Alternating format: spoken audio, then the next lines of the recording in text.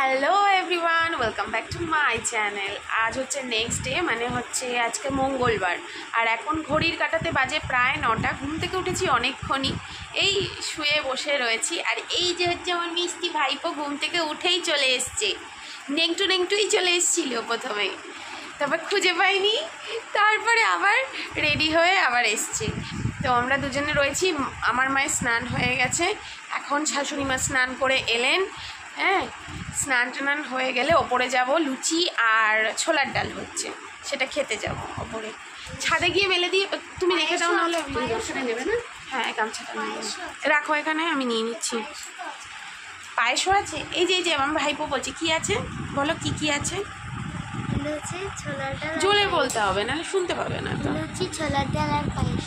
লুচি, ছোলার ডাল আর পায়েস। আর আমাদের আজকে প্ল্যানিং ছিল, আমরা সকালবেলা ঘুম থেকে উঠে এখানকার যে ইস্কন মন্দির আছে, মানে হবিবপুরে যে ইস্কন মন্দির, সেখানে আমরা ঘুরতে যাব। কিন্তু কালকে রাতে আমি 1টার সময় ঘুমোতে এসেছি, মানে শুধু আমি বলে না, মানে আমার এখানে বোনের বর, দিদি, জামাইবাবু, দাদা, বৌদি সবাই মিলে এখানে, তারপরে বৌদির বোন, তার হাজব্যান্ড, সবাই মিলে একসাথে বসেছিলাম, বসে গল্প করছিলাম। গল্প করতে করতে দেরি হয়ে গেছে, তো সেই জন্য আজ সকালে আর ইস্কন মন্দিরে যাওয়া হলো না।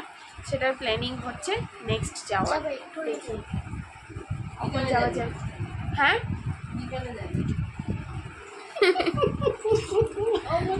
চলে যাবো।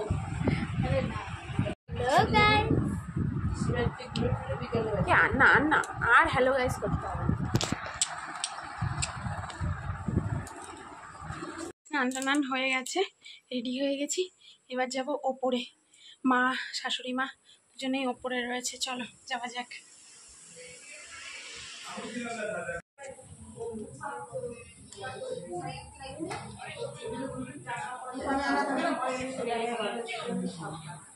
গোল বৈঠক হয়ে রয়েছে।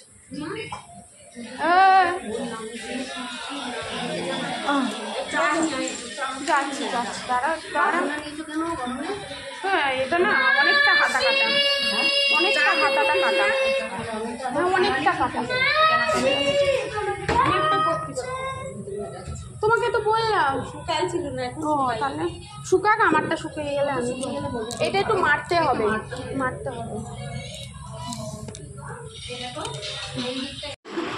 জল দাও না একটু গ্লাসে।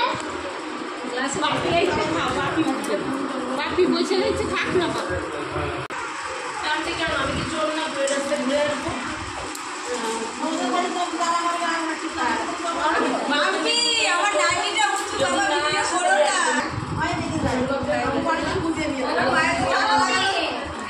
এখানে বসি, আমাকে একটা বাটিতে ডাল দিয়েছে।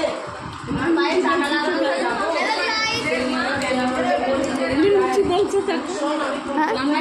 না কি আছে না আছে আমি তো সব দিই না। আসলে আসিস মেহেন্দির কাছে দিল, মেহেন্দি আবার আমার সঙ্গে ছিল আজকে আর ছিল সকালে।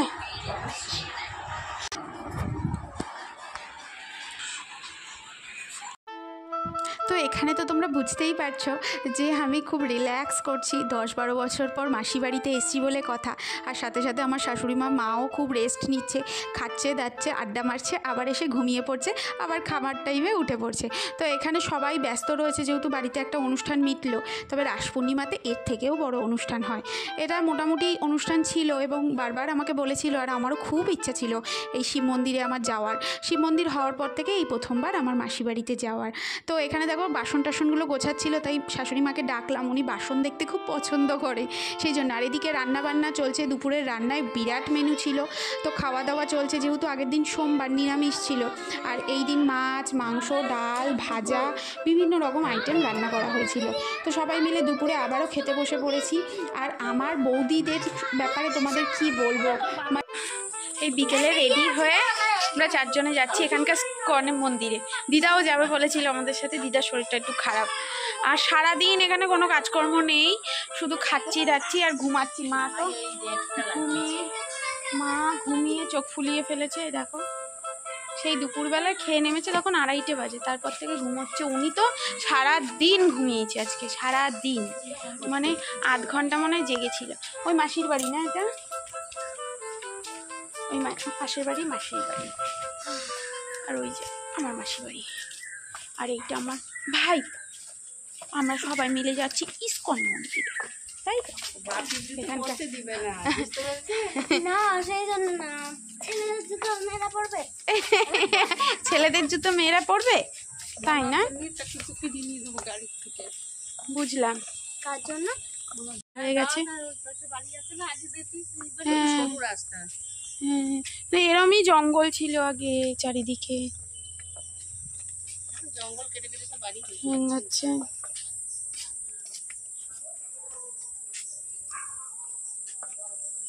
কি হলো সোনা?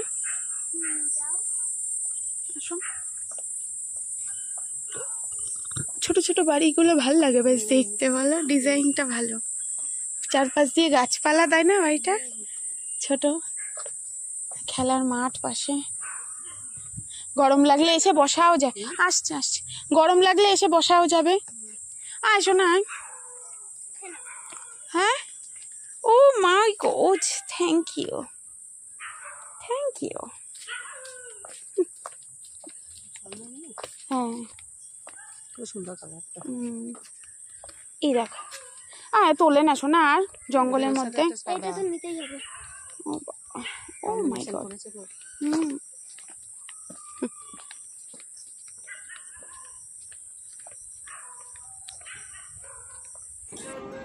তো কি সুন্দর জায়গাটা তোমাদেরকে তো দেখালামই, আর দিন দিন আরও বেশি উন্নত হয়েছে। 10-12 বছর পরে এসছি, বুঝতেই পারছো অনেক বেশি আপডেটেড হয়ে গেছে। যারা হবিবপুর থেকে আমার ভিডিও যদি কেউ দেখে থাকো, তাহলে অবশ্যই লাইক করো, কমেন্ট করো তোমাদের বাড়ি কোথায়। নেক্সট টাইম যদি যাই নিশ্চয়ই তোমাদের সাথে দেখা করব। তো এবার টোটো ধরছি, যাবো ইসকন মন্দিরে। আর যেটা বলছিলাম আমার বৌদিদের ব্যাপারে, কি বলবো, মানে বৌদিদের আপ্যায়ন থেকে শুরু করে তাদের মানে এত পরিশ্রমী, পুরো বাড়িটাতে অনেকগুলো রুম, সেগুলো নিজেরাই মেনটেন করে, কোনো কাজের লোক নেই।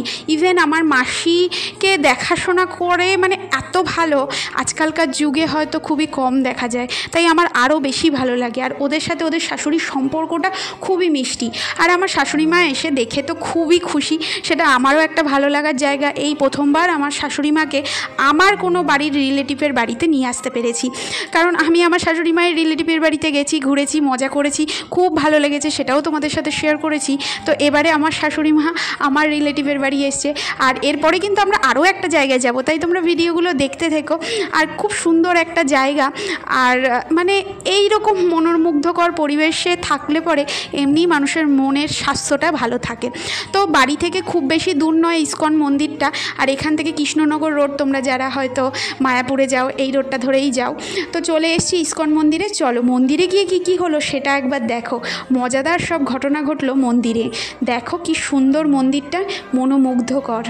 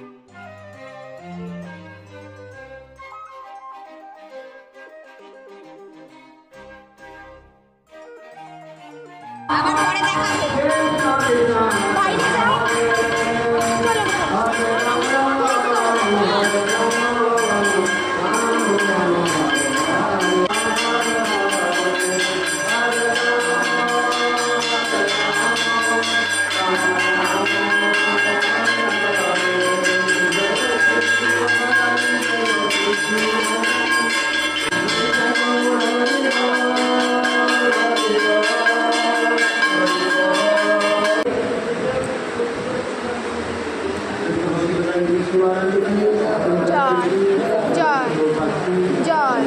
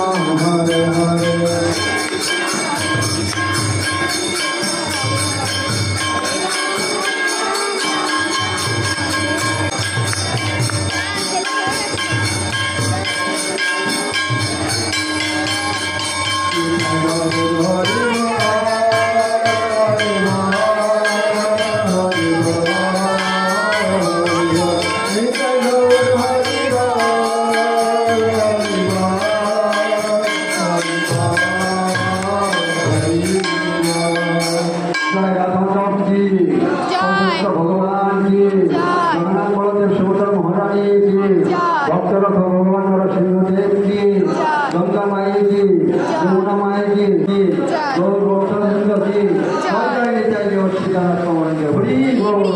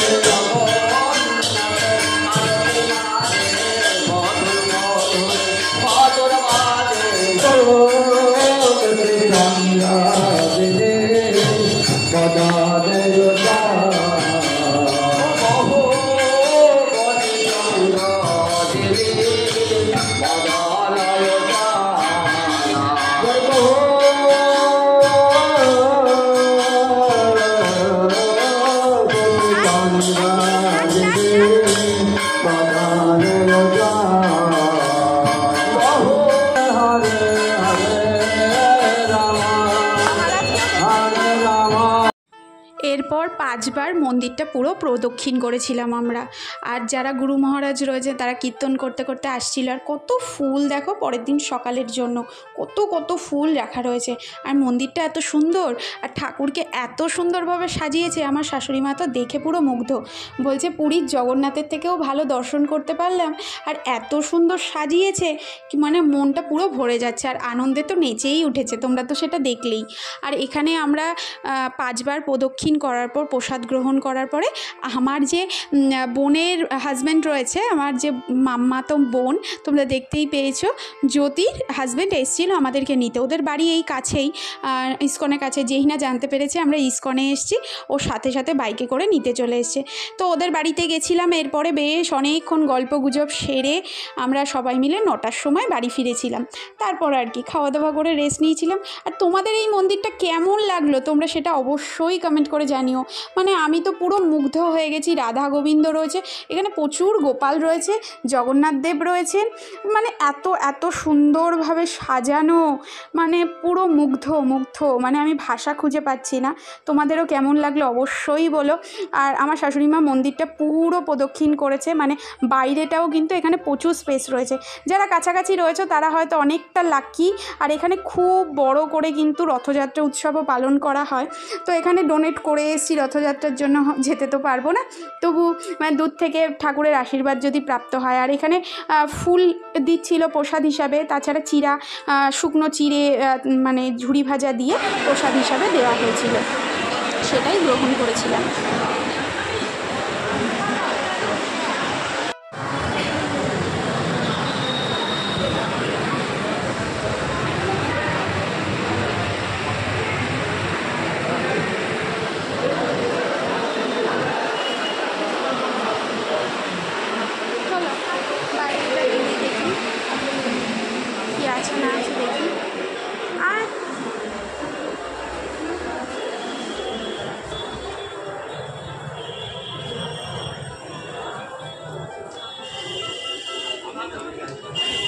ও জুতো তো ওইখানে রয়েছে না, জুতো পরতে হবে, এমনিই ঘুরে যাবে। জুতো পরে এসো, যাও। কি আছে ওই পাশে বাগান আছে? না না, এমনি পার্ক আছে, খালি পায়ে গেলেও হবে। পরেই যাই জুতো। পার্ক আছে পার্ক নেই, ওই যে ওই পাশটা কি? হ্যাঁ